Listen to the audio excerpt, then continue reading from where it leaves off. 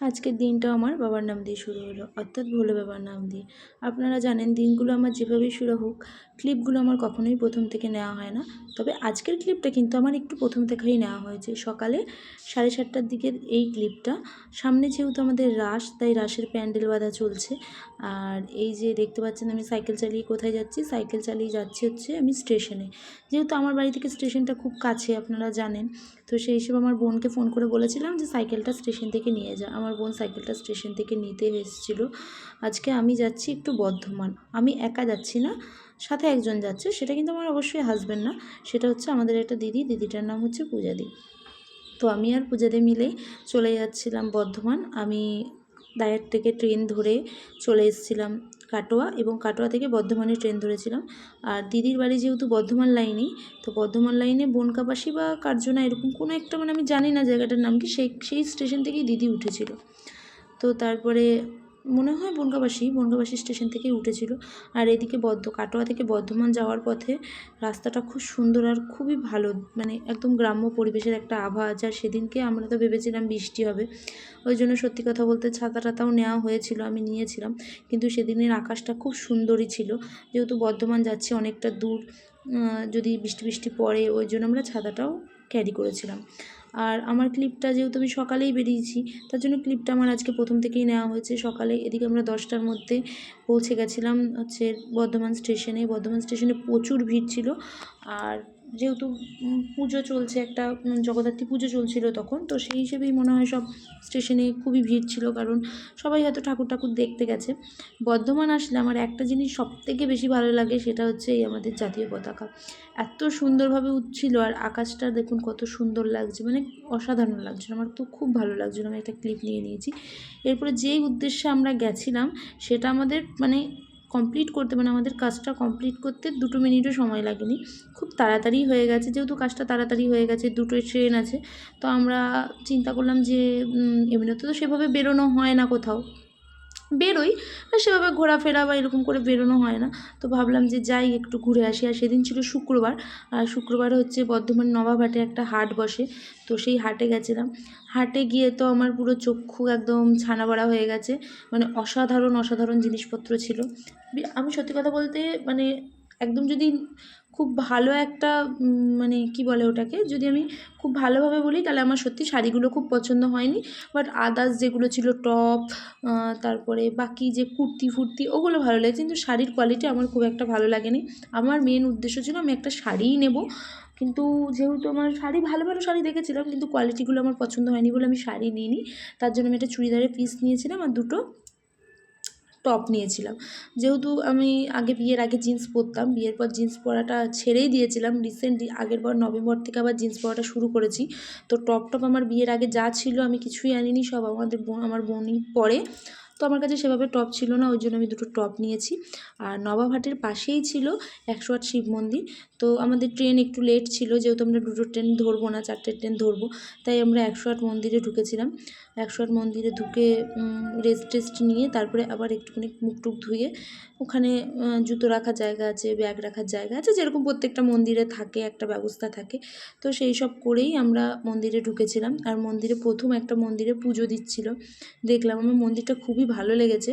আমি কালনা 108 মন্দিরেও গেছি, কালনা 108 মন্দিরও খুব সুন্দর, কিন্তু দুটো দু রকম। ওখানকার সৌন্দর্য আলাদা, এখানকার সৌন্দর্য আলাদা। আর প্যাসেজটা তো খুবই সুন্দর, মানে খুব ভালো লেগেছে। আর ভীষণ রোদ ছিল পায়ে, না মানে সেই গরম লাগছিল খুব। যেহেতু খালি পায়ে যেতে হয়েছে, পায়ে গরম গরম ভাবটা লাগছিল। তাও চলো ঠিক আছে, তাও দেখছিলাম, কারণ দেখতে এসেছি খালি পায়ে, তো ঠাকুর মন্দিরে জুতো পরে দিতে হবে না। আর এদিকে এত গরম করছিল, সারাদিন ঘুরে ঘুরে চোখ মুখের অবস্থা খুব খারাপ ছিল। আমি প্রথমে যখন সকাল থেকে বেরোই বেনুনি করে বেরিয়েছিলাম, কিন্তু যখন ওখানে ঢুকি ভালো করে ফ্রেশ ট্রেশ হয়ে চুল টুল একবারে উপরে বেঁধে নিয়ে তারপর আমরা হাঁটতে বেরিয়েছি। তবে এইখানে 108 মন্দিরের একটা স্পেসিফিক জিনিস দেখলাম, যেটা আমার খুব ভালো লেগেছে। সেটা হচ্ছে প্রত্যেকটা মন্দিরে, মানে যে 108টা মন্দির, প্রত্যেকটা মন্দিরে কিন্তু লেখা আছে, মানে প্রত্যেকটা মানে 108 ঠাকুরের নাম, বিশ্বপতি আরও যা যা থাকে, পার্বতী কি মানে আমি মনে পড়ছে না, এখানে সব লেখা আছে ওই নাম। আর পাশে 2টো পুকুর ছিল, পুকুরে প্রচুর মাছ ছিল। মাছগুলো ভিডিও নিচ্ছিলাম। আর এখানে খুব সুন্দর সুন্দর কিছু মূর্তি রেখেছিল। এই দেখুন আদিনাথ, বিশ্বপতি, তারপরে যেটা যেটা মানে যা নাম থাকে সেই সব কিছুই কি শ্রী শিবপতি না কিছু এরকম সামথিং সব কিছুই লেখা ছিল।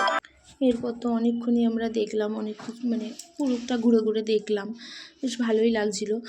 যেহেতু আমরা সকালবেলায় আমি সকালে যখন বেরিয়েছিলাম চা বিস্কুট খেয়ে বেরিয়েছিলাম, তো আমি যেহেতু আপনারা জানেন যারা আমার ভিডিও দেখেন যে আমি বাইরের খাবারটা একটু অ্যাভয়েডই করছি এখন, সেজন্য সকালেই আমরা মানে ফাস্টফুড জাতীয় জিনিস খাইনি, আমরা সকালে ভাত খেয়ে নিয়েছিলাম। যখনই আমাদের কাজটা হয়েছিল তখন আমরা ভাত টাত খেয়ে নিয়েছিলাম, যেহেতু অনেক কখন মানে খেয়ে বেরোনোই ভালো, কারণ কোথায় ওই হাটে ঢুকে যদি লেট হয়ে যায় কোথায় পাবো, ওই জন্য আমরা আগে কাজটা ছেড়ে আগে ভাত টাত খেয়ে নিয়েছিলাম।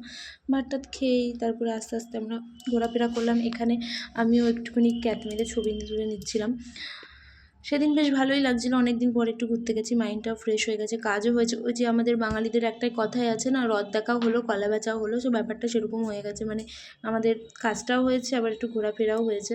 আর এমনি যেহেতু আমার ডার্ক স্কিন, খুব রোদ হচ্ছিলো, তার জন্য আমি সানগ্লাসটাও বের করে নিয়েছিলাম। আর তাছাড়া স্কিনের তো মানে হালাত আর দেখতে হবে না, তাও আমি সকালে একটুখানি সানস্ক্রিন মেখে গেছিলাম। যাই হোক, যারা জন্মগত কালো তাদের আর সানস্ক্রিন কী, আর তাদের আর ক্রিম কী, যারা কালো সবসময় কালোই থাকবে, সেটা মোদ্দা কথা। এখানে বেশিরভাগ সময় পূজাদি আমার ব্যাগটাই ক্যারি করেছে, যেহেতু আমি একটু ভিডিও করছিলাম, বেশিরভাগ সময়টাই আমি ভিডিও করছিলাম। আর এখানে দেখুন কি সুন্দর শালুক ফুল, আর এই যে মূর্তিগুলো এত সুন্দর, মানে কি বলবো। তারপরে অনেকক্ষণ পর আমরা অনেকক্ষণ মানে পুরো টোটাল যতটা ছিল, টোটাল যতটাই ছিল মন্দির টন্দির টোটালটাই আমরা দেখে নিয়েছি।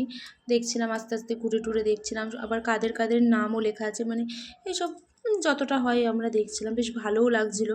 আর খুব একটা ভিড়ও ছিল না, অল্প ভিড় ছিল।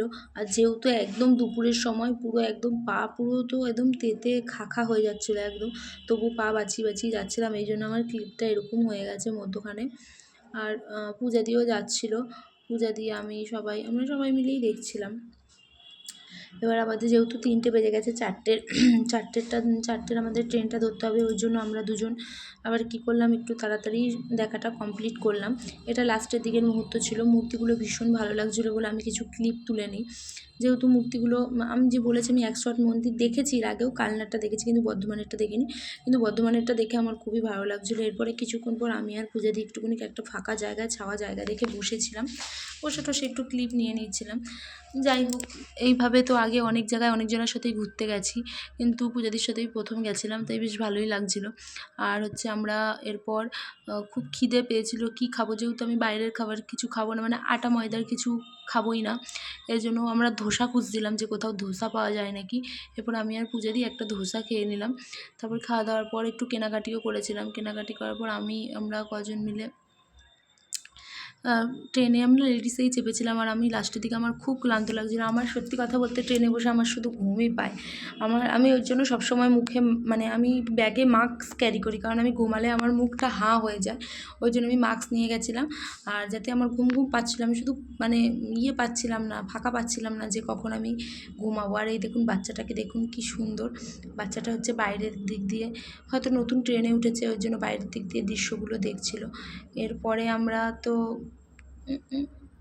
আমি একটা ক্লিপ এখানে অ্যাড করলাম, যেটা হচ্ছে আমি একটু ইনস্টাগ্রাম বা ভিডিওতে ছাড়বো বলে একটা ছোট্ট ক্লিপ নিয়ে নিয়েছিলাম। এই ক্লিপটা আমার প্রথমে দেওয়া উচিত ছিল, কিন্তু কী করে এর ভেতরে ঢুকে গেছে, ভয়েস দেওয়ার সময় আমি এবার এটা ঠিক করে নিলাম। এরপর পূজাদি নেমে গেছে, আমার তো অন্ধকার হয়ে গেছিলো, ওই জন্য আমি আবার বাড়ি যাওয়ার উদ্দেশ্যে কাটোয়া ট্রেন ধরলাম, মানে কাটোয়া থেকে আবার আমি দাইহাটে ট্রেন ধরলাম, কারণ আমাদের কাটোয়া থেকে আমার দাইহাট যেতে হয়। আর এটা 5:35 ট্রেন ছিল, যেটা ওই 4টে নাগাদ পৌঁছায়। সেদিন স্টেশনে প্রচুর ভিড় ছিল, 5:30 ট্রেনটা এমনিও ভিড় হয়, কারণ 4টের পরে 5:30 পরে আমি বাবার বাড়ি চলে এসেছিলাম। আর বাবার বাড়িতেই আমার সাইকেলটা ছিল, বাবার বাড়ি না আমার বাড়িতেই হ্যাঁ বাবারই বাড়ি, আমার বাড়িতে চলে এসেছিলাম। এই যে ফটোটা দেখো, এটা পুরনো ফটো, মানে সে বিশ্ববিখ্যাত গলাটা দেখো পুরো হাঁসের মতো লাগছে আমার। চলুন আজকের জন্য টাটা, বাই বাই, ব্যাক হবে নতুন কোনো ভিডিওতে। Good night.